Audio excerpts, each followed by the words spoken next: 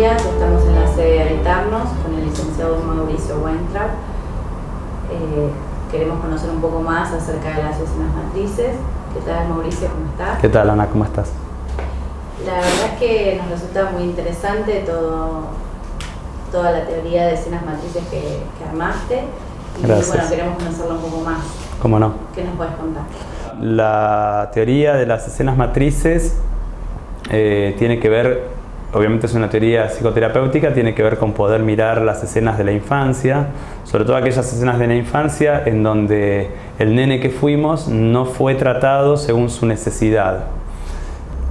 Cuando esto pasa, digamos, cuando en la infancia sucede esto, que el nene no es tratado según su necesidad y no es reconocido en su emoción, el nene queda como herido y en ese punto, digamos, se va como deteniendo su crecimiento y entonces queda como pequeño adentro nuestro.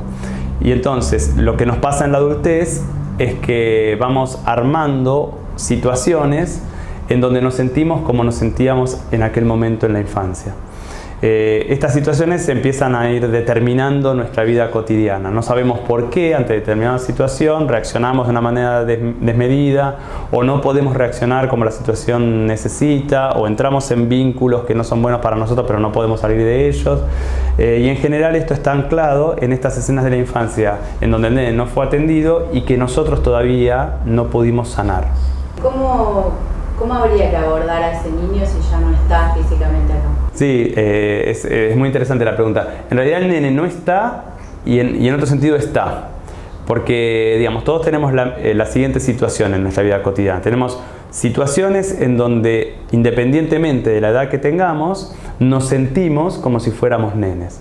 O tenemos un miedo desproporcionado, o tenemos una tristeza desproporcionada, o tenemos un enojo desproporcionado. O sea, hay como momentos en nuestra vida cotidiana en donde como si entramos en otra dimensión. Y si bien a veces, o muchas veces, entendemos que la realidad no nos provoca esta reacción, la verdad es que nos sentimos de esa manera.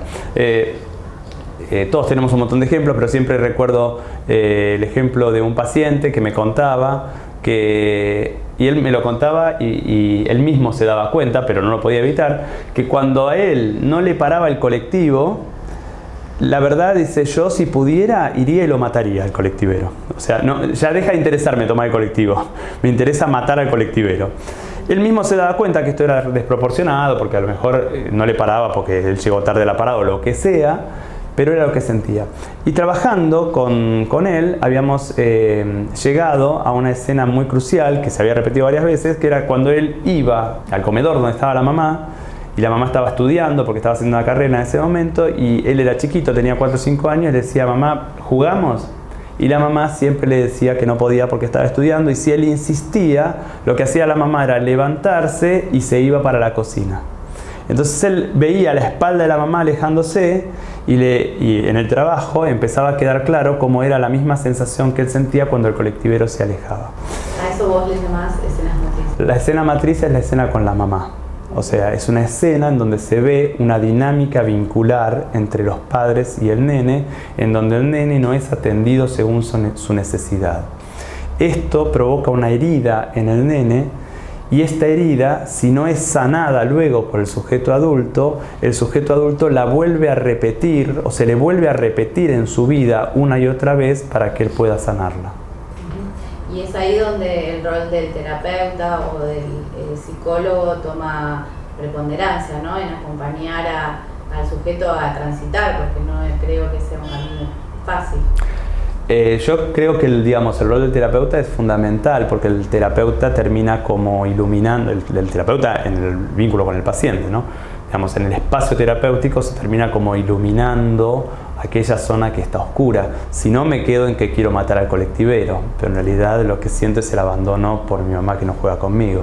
Tengo entendido que Habitarnos ofrece talleres como para abordar toda esta temática. ¿Qué objetivos perseguís con los talleres?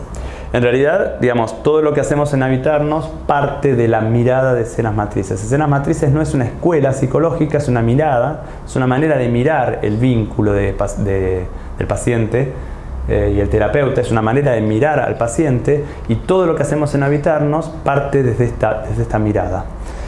Aparte tenemos específicamente lo que llamamos talleres de escenas matrices, que son talleres en donde se junta un grupo de personas y armamos una dinámica a partir de la cual volvemos a la escena original de alguna de las personas que quiera traer su escena.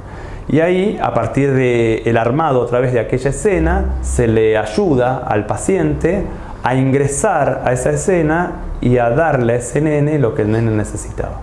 O sea que todo podría resumirse en escuchar a ese niño, ¿no? Y transitar ese camino y desde habitarnos colaborar en poder trascenderlo, ¿no?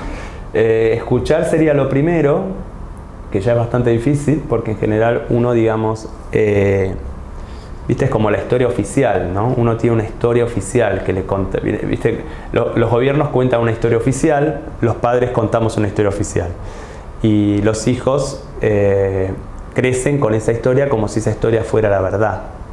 Entonces hay todo un movimiento en el proceso terapéutico que tiene que ver con poder encontrar otro lugar desde el cual mirar la propia historia. Me acuerdo de una paciente que decía: yo era una nena muy caprichosa. ¿Por qué? Y porque siempre pedía lo que quería. Y a ella esto lo llamaba capricho. Yo decía: ¿por qué eras caprichosa? Pedías lo que querías. Bueno, pero era caprichosa porque nunca me conformaba. Bueno, querías más. O sea, el término caprichosa era la manera como a ella la habían llamado para desautorizar justamente para desautorizar que quería eso que quería. Cuando ella sigue en su adultez llamándose caprichosa o llamando a esa nena caprichosa, no puede confiar en su propio deseo hoy, porque lo vuelve a llamar capricho. Entonces, si ella sigue mirando la historia a partir de la mirada oficial, repite la mirada en su vida cotidiana. Entonces, poder verdaderamente escuchar a esa nena, como me decías recién, es como lo primero. Después de escuchar a esa nena, el movimiento va a tener que ver con poder darle lo que ella realmente necesita o necesitaba, que no siempre es lo que está pidiendo comprar.